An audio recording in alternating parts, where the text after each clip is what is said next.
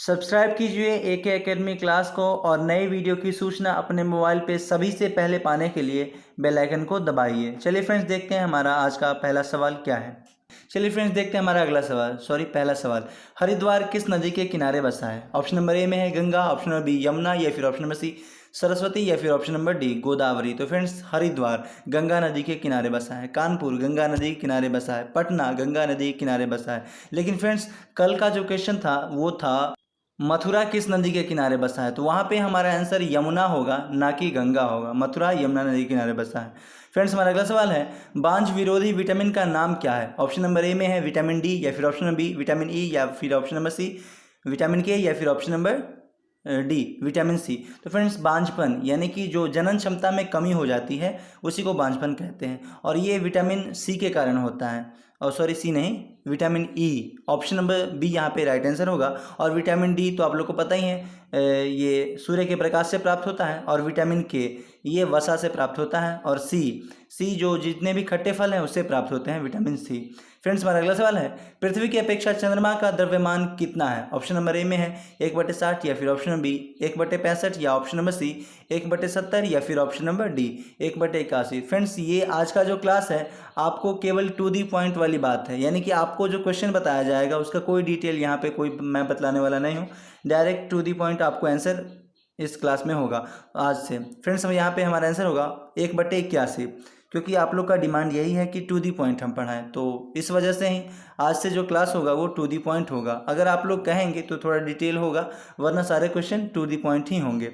Friends, हमारा अगला सवाल है प्राचीन भारत का महान विधि निर्माता कौन है? ऑप्शन नंबर ए में है कपिल मुनि, या फिर ऑप्शन नंबर बी चाणक्य, या फिर ऑप्शन नंबर सी पाणिनि, या फिर ऑप्शन नंबर डी ये पतंजलि। तो फ्रेंड्स, मैं आपको बता दूं कि प्राचीन भारत का महान विधि निर्माण जो कहा जाता है वो कपिल मुनि को कहा जाता है। ऑप्शन नंबर ए यहाँ पे राइट आंसर होगा। और चाणक्य या कौटिल्य ये अर्थशास्त्र के लेखक।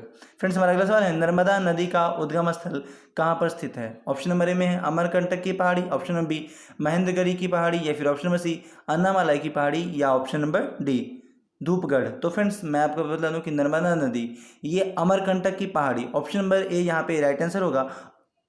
और फ्रेंड्स, प्रत्येक सवाल पे आपको केवल 20 सेकंड लेना है। ये जो सवाल मैं बोल रहा हूँ ये प्रत्येक सवाल 20 ही सेकंड का होता है, जो आपके सामने अभी दिख रहा है। चलिए देखते हैं हमारा अगला सवाल। पित्त का श्रवण किसके द्वारा होता है? ऑप्शन नंबर ए यकृत, या फिर ऑप्शन नंबर बी अमाशय, या ऑप्शन नंबर सी बड़ी आंत, या फिर ऑप्शन नंबर डी अग्नाशय। तो फ्रेंड्स, मैं आपको बता दूं कि पित्त का श्रवण यकृत के माध्यम से होता है। यकृत हमारे शरीर की सबसे बड़ी ग्रंथि के रूप में भी जाना जाता है। यहीं से पित्त का श्रवण होता है, यानी कि इसी से पित्त हमारे शरीर में निकलती है, उत्सर्जित होती है। तो यहाँ पे हमारा आंसर ऑप्शन नंबर ए होगा। और बड़ी आंत हमारे शरीर का डाइजेस्टिव ऑर्गेन है। डाइजेस्टिव यानी कि जो भोजन का पाचन करने वाला अंग है वो बड़ी आंत है। तो इससे पहले जो भोजन का पाचन होता है वो छोटी आंत में होता है, उसके बाद बड़ी आंत में आता है। फ्रेंड्स, हमारा अगला सवाल है सांख्य दर्शन के रचनाकार कौन है? ऑप्शन नंबर ए में है भरत मुनि, या फिर ऑप्शन नंबर बी कपिल मुनि, या फिर ऑप्शन नंबर सी वशिष्ठ मुनि, या फिर ऑप्शन नंबर डी गौतम मुनि। तो फ्रेंड्स, सांख्य दर्शन के ये जो रचनाकार या फिर लेखक हैं वो है ऑप्शन नंबर बी में जो दिया गया है आंसर कपिल मुनि। यानी कि कपिल मुनि नहीं है, केवल मुनि है, यानी कि जो सांख्य दर्शन के लेखक है वो मुनि है। फ्रेंड्स, हमारा अगला सवाल है कान्हा किसली राष्ट्रीय उद्यान कहाँ स्थित है? Option number A Uttar Pradesh, या फिर option number B Madhya Pradesh, या ऑप्शन नंबर सी उड़ीसा, या फिर ऑप्शन नंबर डी गुजरात। तो फ्रेंड्स, मैं आपको बता दूं कि कान्हा किसली ये उत्तर प्रदेश में स्थित है। ऑप्शन नंबर ए यहाँ पे राइट आंसर है। और ये सिंह के लिए जाना जाता है। सिंह सबसे अधिक जो पाए जाते हैं वो यही कान्हा किसली राष्ट्रीय उद्यान में पाए जाते हैं। चलिए देखते हैं हमारा अगला सवाल। फ्रेंड्स, अगर आपको वीडियो पसंद आ रहा हो तो लाइक, सब्सक्राइब और शेयर ज़रूर करें। फ्रेंड्स, हमारा अगला सवाल है पृथ्वी का औसतन तापमान कितना होता है? ऑप्शन नंबर ए में है 10 डिग्री सेल्सियस, या फिर option number B 12 degree Celsius, या फिर option number C 15 degree Celsius, या फिर option number D 20 degree Celsius. तो फ्रेंड्स, पृथ्वी का औसतन तापमान यानी कि लगभग जो तापमान रहता है पृथ्वी का वो कितना रहता है? तो यहाँ पे हमारा आंसर होगा option number C 15 degree Celsius. पृथ्वी का जो औसतन तापमान होता है टेम्परेचर वो 15 डिग्री सेल्सियस होता है। फ्रेंड्स, हमारा अगला सवाल है कौन सी ग्रंथि रक्तचाप को नियंत्रित करती है? ऑप्शन नंबर ए पीयूष ग्रंथि, या फिर ऑप्शन नंबर बी एड्रिनल ग्रंथि, या फिर ऑप्शन नंबर सी जनन ग्रंथि, या फिर option number C D master ग्रंथि। तो फ्रेंड्स, मैं आपको बता दूं कि यहाँ पे हमारा आंसर ये एड्रिनल ग्रंथि, ऑप्शन नंबर बी जो दिया गया है एड्रिनल ग्रंथि यही है जो रक्तचाप को यानी कि ब्लड प्रेशर को बैलेंस करने का काम, नियंत्रित करने का काम करता है। और रक्तचाप जो मापते हैं हम एस्फेग्नोमैनोमीटर से मापते हैं, एस्फेग्नोमैनोमीटर, इसी से हम रक्तचाप मापते हैं, जो कि सामान्य मनुष्य का रक्तचाप 120/80 होता है।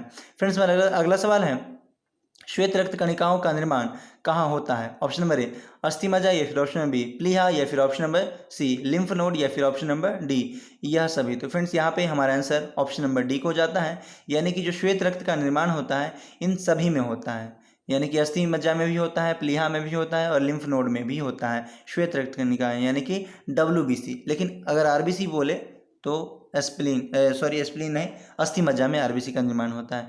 फ्रेंड्स, हमारा अगला सवाल है और ये रक्त का प्रकार है। फ्रेंड्स, हमारा अगला सवाल है, भारत की सबसे चौड़ी नदी कौन सी है? ऑप्शन नंबर ए गंगा नदी, या फिर ऑप्शन नंबर बी कोसी नदी, या फिर ऑप्शन नंबर सी ब्रह्मपुत्रा नदी, या फिर ऑप्शन नंबर डी कावेरी नदी। तो फ्रेंड्स, भारत की सबसे चौड़ी नदी का जब पूछा जाए तो आप कहेंगे ऑप्शन नंबर सी ब्रह्मपुत्रा नदी भारत की सबसे चौड़ी नदी के रूप में जाना जाता है। और गंगा नदी भारत की राष्ट्रीय नदी 2008 में घोषित की गई। फ्रेंड्स, हमारा अगला सवाल है, इंसुलिन हार्मोन का क्या काम होता है? इंसुलिन जो हार्मोन होता है हमारे शरीर में उत्सर्जित होता है, उसका मुख्यतः काम क्या होता है? ऑप्शन नंबर ए में दिया गया है रक्तचाप, रक्त में ग्लूकोज का नियंत्रण करना, ऑप्शन नंबर बी रक्तदाब का नियंत्रण करना, या फिर ऑप्शन नंबर सी श्वसन का नियंत्रण करना, या फिर ऑप्शन नंबर डी शरीर के तापमान को नियंत्रण करना। तो फ्रेंड्स, यहाँ पे हमारा आंसर ऑप्शन नंबर ए को जाता है, रक्त में ग्लूकोज का नियंत्रण करना, यानी कि इंसुलिन का मुख्यतः काम है ब्लड में जो ग्लूकोज होता है उसकी मात्रा को बैलेंस करना, और शरीर के ताप को नियंत्रित करना ये RBC का काम होता है। फ्रेंड्स, हमारा अगला सवाल है, किस रेखा पर दिन रात बराबर होता है? ऑप्शन नंबर ए कर्क रेखा, या फिर ऑप्शन नंबर बी मकर रेखा, या ऑप्शन नंबर सी आर्कटिक रेखा, या फिर ऑप्शन नंबर डी विषुवत रेखा। तो फ्रेंड्स, आपसे यहाँ पे पूछा गया है कि किस रेखा पर दिन और रात की अवधि एक समान यानी इक्वल होती है? तो यहाँ पे होती है ऑप्शन नंबर डी विषुवत रेखा। विषुवत रेखा पे ही दिन और रात की अवधि एक समान होती है, तो इसको ध्यान में रखना है। चलिए देखते हैं हमारा अगला सवाल, मदर टेरेसा विश्वविद्यालय कहाँ पर स्थित है? ऑप्शन नंबर ए पश्चिम बंगाल, या फिर option number B Uttar Pradesh, या फिर ऑप्शन नंबर सी तमिलनाडु, या फिर ऑप्शन नंबर डी महाराष्ट्र। तो फ्रेंड्स, यहाँ पे हमारा आंसर मदर टेरेसा विश्वविद्यालय तमिलनाडु राज्य में स्थित है, ऑप्शन नंबर सी यहाँ पे राइट आंसर होगा।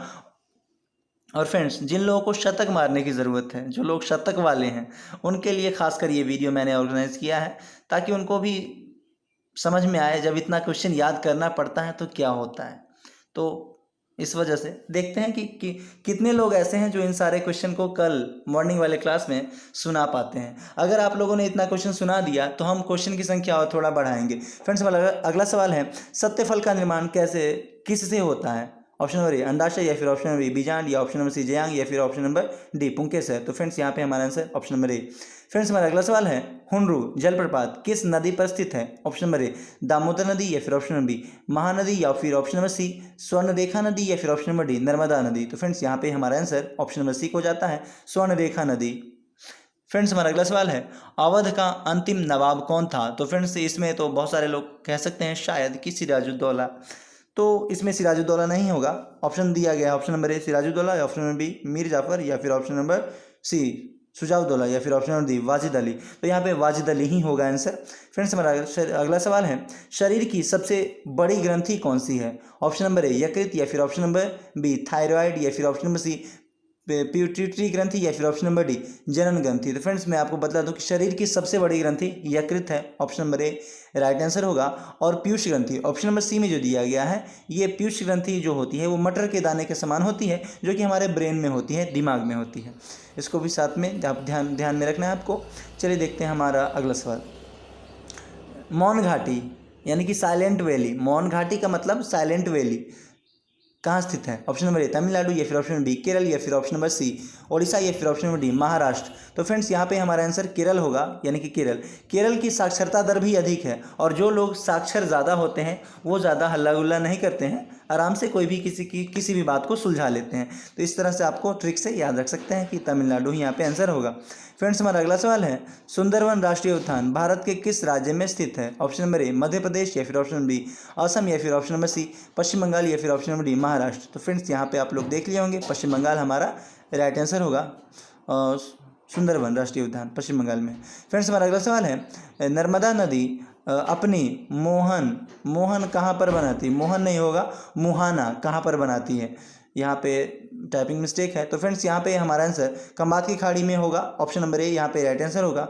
नर्मदा नदी अपनी मुहाना खंभात की खाड़ी पे बनाती है। चलिए देखते हैं हमारा अगला सवाल। सोन नदी किस नदी में आकर मिलती है या फिर अपना जल गिराती है, ऐसा सवाल पूछा जा सकता है। तो यहाँ पे है ऑप्शन नंबर ए बेतवा नदी, ऑप्शन नंबर बी चंबल नदी, या फिर ऑप्शन नंबर सी गंगा नदी, या फिर ऑप्शन नंबर डी यमुना नदी। तो फ्रेंड्स यहाँ पे हमारा आंसर ऑप्शन नंबर सी होगा, गंगा नदी। सोन नदी अपना जल गंगा नदी में मिलाने का काम करती है। फ्रेंड्स हमारा अगला सवाल है, ताप्ती नदी कहाँ पर आकर मिलती है। ऑप्शन नंबर ए अरब सागर, या फिर ऑप्शन नंबर बी खंभात की खाड़ी। तो खंभात की खाड़ी आ गई, तो ताप्ती नदी खंभात की खाड़ी में ही अपना जल गिराती है। ऑप्शन नंबर बी यहाँ पे राइट आंसर होगा। और चलिए देखते हैं हमारा अगला सवाल है, शिवाजी की माँ का नाम क्या था।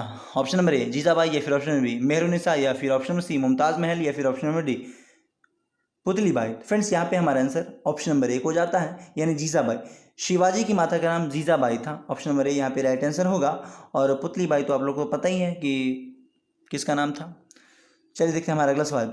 जब राष्ट्रपति उपराष्ट्रपति दोनों अनुपस्थित होते हैं, यानी कि प्रेजेंट नहीं होते हैं, तो राष्ट्रपति के पद का निर्वहन कौन करता है, यानी कि राष्ट्रपति के पद पे कौन रहता है। ऑप्शन नंबर यहाँ पे दिया गया है लोकसभा अध्यक्ष, या फिर ऑप्शन नंबर बी पूर्व राष्ट्रपति, या फिर ऑप्शन नंबर सी मुख्य न्यायाधीश, या फिर ऑप्शन नंबर डी प्रधानमंत्री। तो फ्रेंड्स यहाँ पे हमारा आंसर ऑप्शन नंबर सी को जाता है, मुख्य न्यायाधीश। जब राष्ट्रपति और उपराष्ट्रपति दोनों अनुपस्थित होंगे तो ये कार्यभार मुख्य न्यायाधीश का होता है। अगर राष्ट्रपति नहीं है तो उपराष्ट्रपति इस पद पे राष्ट्रपति का कार्यभार संभालते हैं। फ्रेंड्स हमारा अगला सवाल है, डर्मेटोलॉजी में किसका अध्ययन किया जाता है। ऑप्शन नंबर ए फेफड़े का, या फिर ऑप्शन नंबर बी किडनी का, या फिर ऑप्शन नंबर सी त्वचा का, या फिर ऑप्शन नंबर डी हृदय का। फ्रेंड्स यहाँ पे डर्मेटोलॉजी त्वचा से संबंधित है, यानी कि ऑप्शन नंबर सी यहाँ पे राइट आंसर होगा। और किडनी का वजन, प्रत्येक किडनी का वजन 145 से 50 ग्राम होता है, ध्यान रखना है।